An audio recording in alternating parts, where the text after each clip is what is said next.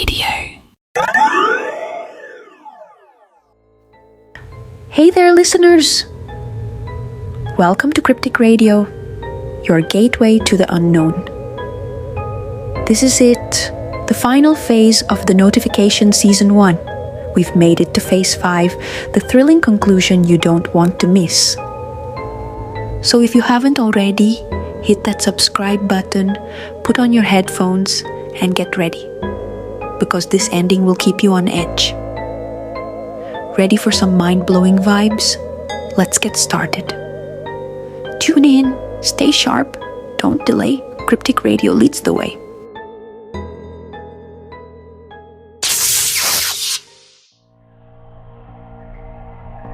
Hannah awoke in her apartment, drenched in sweat. The rhythmic thumping echoed faintly, and the countdown timer on her phone displayed 72 hours once again. She stared at the screen, her heart pounding with a mix of anger and dread. Not again, she whispered.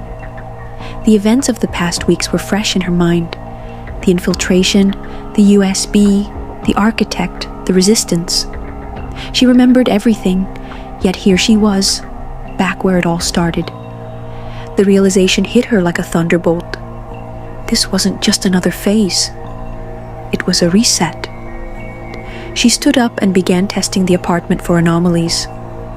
The locked windows, the smart lock, the unresponsive devices.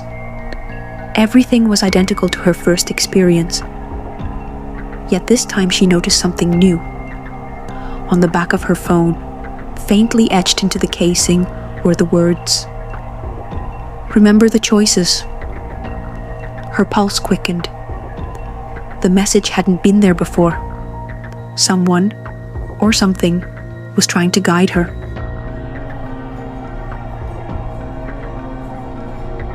Hannah resolved to approach the situation differently.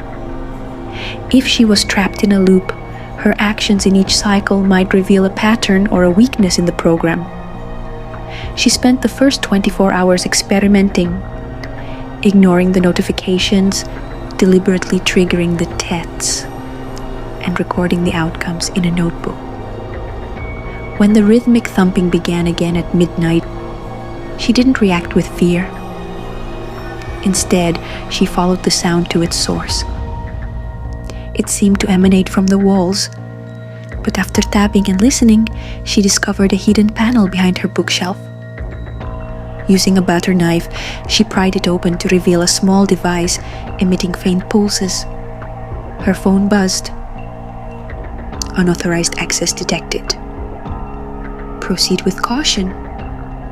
Ignoring the warning, she disabled the device. The rhythmic sound stopped, and the apartment fell silent. For the first time since the loop began, Hannah felt a glimmer of control.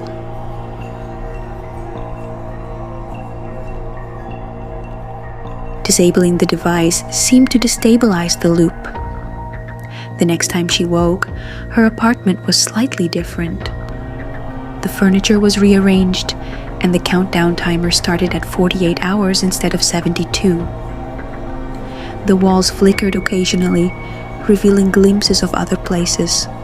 A dense forest, a busy city street, a desolate wasteland. "Is this real?" she muttered, reaching out to touch one of the flickering walls. Her hand passed through it, and for a brief moment she found herself standing on a cobblestone road under a blood-red sky. The air was thick, and shadowy figures moved in the distance. Her phone buzzed again. Reality is malleable. Find the core. Before she could process the message, she was pulled back into her apartment. She staggered, clutching the wall for support. Whatever was happening, it wasn't just a loop. It was a fractured reality.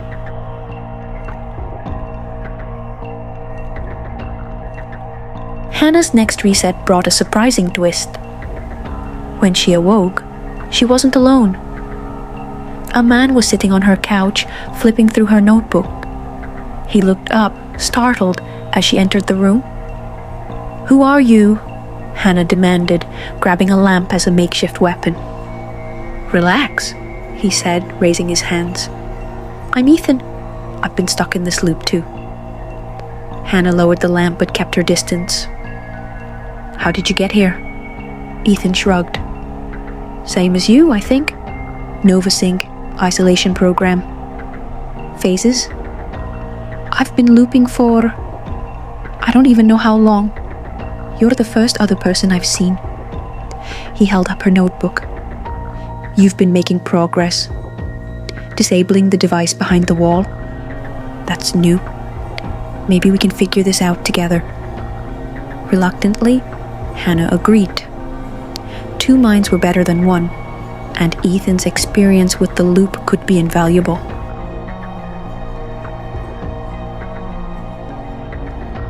Hannah and Ethan spent several cycles working together.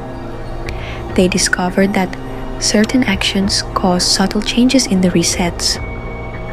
Disabling the device shortened the timer, while ignoring the tests created more fractures in reality. They hypothesized that the loop was tied to a central system, a core that controlled the program. One reset, they discovered a new clue. Ethan noticed a faint series of numbers etched into the base of the countdown timer. 27.03/1987. After some digging, they realized it was a date, the founding date of NovaSync Technologies. Hannah's phone buzzed as they pieced it together. "Follow the origin."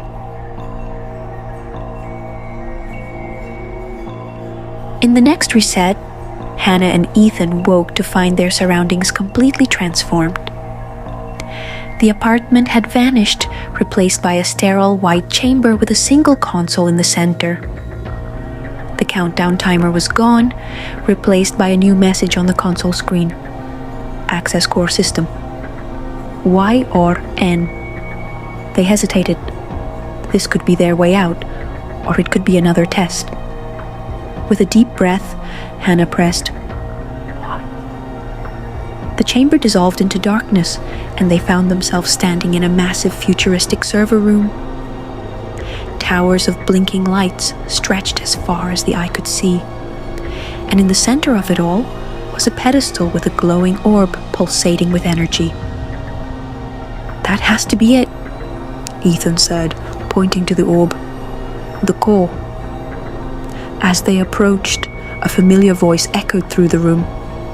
It was the architect. "Congratulations, Hannah. You've come farther than anyone else. But this is where the real choice begins." The orb split into two halves, each displaying a different prompt. One read, "End the loop." The other read, "Preserve stability." "What happens if we end the loop?" Ethan asked. "Chaos," the architect replied. "The fractures in reality will spread uncontrollably. But if you preserve stability, the loop will continue, and you'll remain safe." Hannah stared at the prompts, her mind racing. She had fought so hard to reach this point, but now the stakes were higher than ever. Did she risk destabilizing reality to escape? Or would she condemn herself and Ethan to an endless cycle for the sake of safety? "Make your choice," the architect said.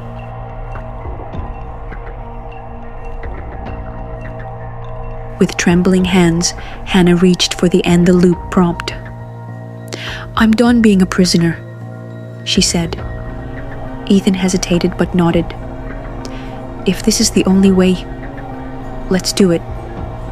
Hannah pressed the prompt, and the room erupted in blinding light. The ground shook, the towers of servers collapsed, and the architect's voice roared in anger. "You've doomed us all!" The light consumed everything, and Hannah felt herself falling into an infinite void. For a moment, there was nothing but silence. Then she opened her eyes. Hannah found herself standing on the cobblestone road under the blood-red sky once again. This time, it didn't flicker. The world was real, solid. Ethan stood beside her, his face a mix of awe and fear. "What did we do?" he asked. In the distance, shadowy figures began to approach. Hannah clenched her fists, ready for whatever came next. "We ended the loop," she said. "Now we find out what comes after."